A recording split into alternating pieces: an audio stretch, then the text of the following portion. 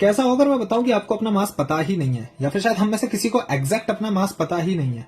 ठीक है, हम बात करते हैं हम बने किस चीज से। हम बने एटम से, और atom at the fundamental level quark, electron, इन सब चीजों से बने हैं।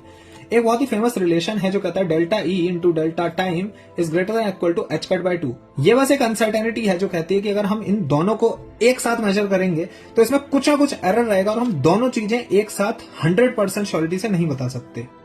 अब आइंस्टाइन का एक फेमस रिलेशन है इक्वल्स टू mc स्क्वायर, जिसमें अगर हम c की वैल्यू 1 ले लें, नेचुरल यूनिट में साइंटिस्ट ऐसा करते हैं, तो हम delta m into delta tau जो होगा greater than equal to h cut by 2 होगा।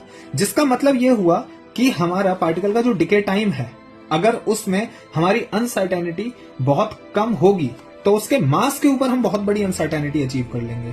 तो हम जब पार्टिकल को ऑब्जर्व करते हैं किसी भी एक्सपेरिमेंट में, जैसे सर्न या फर्मी लैब में, तो एक्चुअली हमें एट द एंड एक ऐसी बेल शेप का कर्व मिलता है जिसकी पीक को हम उसका मास बोल देते हैं, और जो उसमें वेरिएंस होता है इसको हम उस पार्टिकल की विड्थ बोलते हैं, जिसे हम गामा से रिप्रेजेंट करते हैं। इसका मतलब हमें किसी पार्टिकल के बारे में एग्जैक्ट मास कभी पता ही नहीं है। ये हमारे इंस्ट्रूमेंट की कोई गलती नहीं है, यह है कि नेचर इतने फंडामेंटल लेवल पर खुद नहीं जानती कि पार्टिकल का मास कितना है। इट्स लाइक कि तुम नेचर से पूछे और वो खुद इस सवाल का जवाब नहीं दे पा रही है। और जब हमारे फंडामेंटल पार्टिकल जैसे क्वार्क का मास इसी तरीके से डिफाइंड है, और क्वार्क से ही फिर प्रोटॉन्स, न्यूट्रॉन्स बनते हैं, जिससे एटम्स का न्यूक्लियस बनता है और हम बनते हैं, तो क्या हमारा मास डिफाइंड है?